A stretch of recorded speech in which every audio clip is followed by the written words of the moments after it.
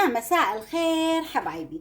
اليوم حبايبي راح اعمل لكم كريم. هذا الكريم انا راح اخذه معايا لألمانيا لاني انا بحب استعمله دائما. في كثير كريمات وفي كثير ما يعني شغلكم ماسكات انه اقدر اشتريها واحطها، بس انا بحب هذا الماسك كثير وبحب اخذه هيك بعلبة معايا عشان استعمله طول الفترة وانا هناك. طريقته كلش سهلة وبسيطة. أول إشي يدعم بشرتي بالكولاجين ويغذيها ويرطبها ويعطيها نضارة كثير حلوة. اثنين حبايبي، مهما كان عمرك حتى لو كان عمرك فوق ال70 عاما وراح حابة انه تخفين التجاعيد من البشرة تبعتك ويكون عندك كريم الكولاجين دائما مع فيتامين سي، فخليكي معي. هذه الوصفة كل امرأة وكل رجل محتاجة البشرته.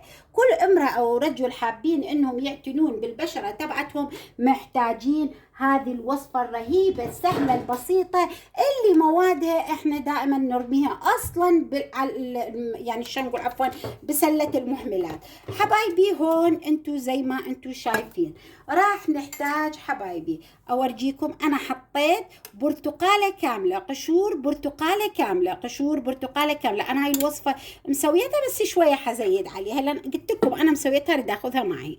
زين، واخذت برتقالة كاملة. طيب بس فقط القشور بعد ما غسلتها، وقشور ليمونة كاملة زي ما انتم شايفين.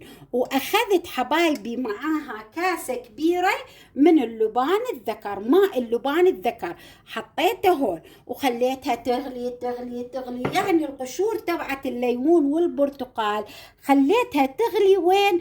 تغلي على حبايبي مع اللبان الذكر زي ما انتم شايفين. وهذا هو الماء اللبان الذكر. انخلط هذا ماء اللبان الذكر مع شنو حبايبي؟ انخلط مع الماء البرتقال والليمون. ماء البرتقال والليمون فظيعة هاي الوصفة حبايبي بالنسبة للبشرة، كثير حلوة هذه. ممكن تاخذين من عندها وتاخذين من هذا المي حبيبتي. وشو بتسوين؟ تسوي تونر. تاخذين هذا المي، مية اللبان الذكر مع قشور البرتقال، وتسويها هذه شو سويها خلينا نقول حبايبي تونر إليك. راح اسوي لكم اياه ان شاء الله. هذا بس راح احط من عنده شوي. انا ما محتاجه كل هاي الماسكات لاني مسافره يوم 26 على المانيا، بس عشان انتم تستفادون انا راح اسجلهن هاي الفيديوهات واسيبها على القناه تبعتي بعدين انزل لكم اياها. عفوا. هذا حبايبي كله شو راح اسوي؟ اخذه مع المي تبعته واحطه هون بالخلاط وراح اخلطه بالخلاط. زين، وارجع لكم. يا ريت حبايبي تشوفون الفيديو اللي على قناتي، قناة مملكة الفنون اليدوية. عملت فيديو للخوات اللي يعانوا من مشاكل حبايبي الهالات السوداء وكمان الكلف والنمش والتجاعيد العميقة جدا. الرابط راح تشوفوه في صندوق الوصف. راح اروح اخلطه وارجع لكم. وهيني حبايبي رجعت لكم. طبعا انشلع قلبي لما رجعت لكم. الخلاط اللي عندي خراب. هذا الخلاط مو يعني ذاك الخلاط القوي، طبعا الثومة هيك سوالف. راح احاول حبايبي، والمفروض يصير كريمي معاكم، يعني خلطيه بالخلاط كويس عشان يصير معاكي كريمي مثل الكريمة يصير. هي لو كانت عندي ما مشحونة او انه المفروض حبايبي يصير مثل الكريمة. طيب هذا الخلط يعني تقريبا ما بقولكم ما راح اسوي ذيك الكمية. راح احاول هناك كمان اجيب برتقال وليمون واسوي، ما في مشكلة. خلطيه كثير كويس وصفيه، حاولي كمان كثير منيح. هو لو كان مخلوط اكثر كان يطلع اجمل معاكي الكريم. انا راح اسوي الكمية اللي تكفيني اول فترة، بعدين نسوي مطولة هناك. ما اعرف والله، مطولة شهرين مطولة شهر، ما اعرف، حسب التساهيل وشهادة ابني.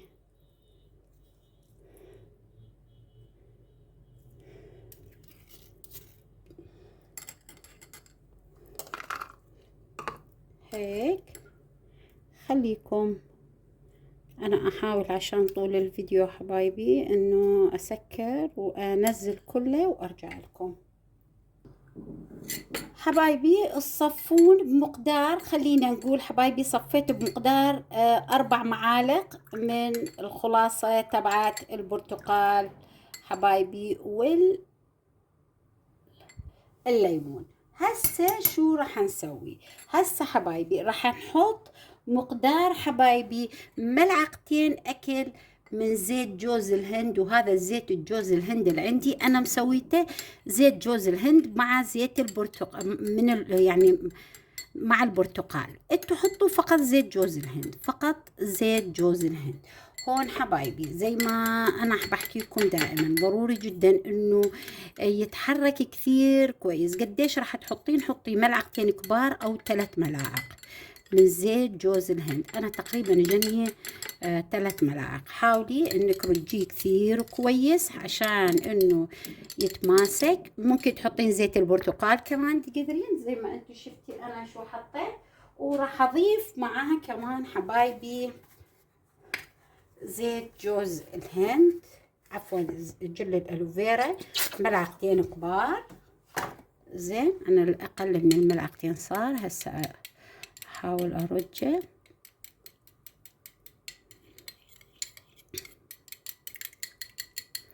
حركيه. ممكن تضيفين الفيتامين إي.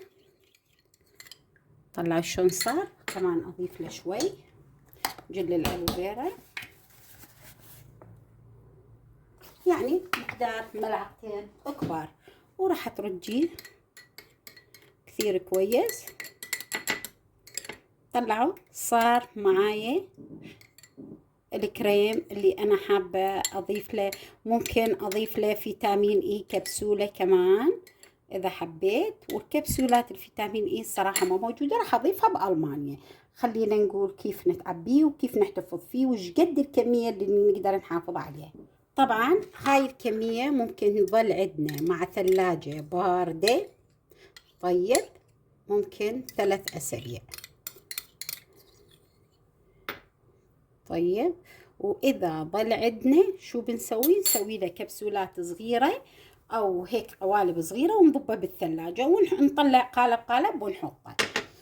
هذا هو الكريم اليوم اللي عملناه. تحطيه كل يوم على بشرتك قبل ما تنامين من عنده، وراح تشوفين كيف تختفي التجاعيد عندك نهائيا.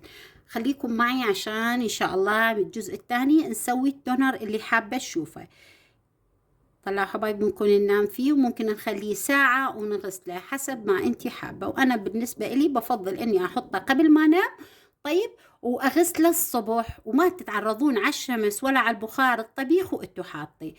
والسلام عليكم ورحمة الله وبركاته.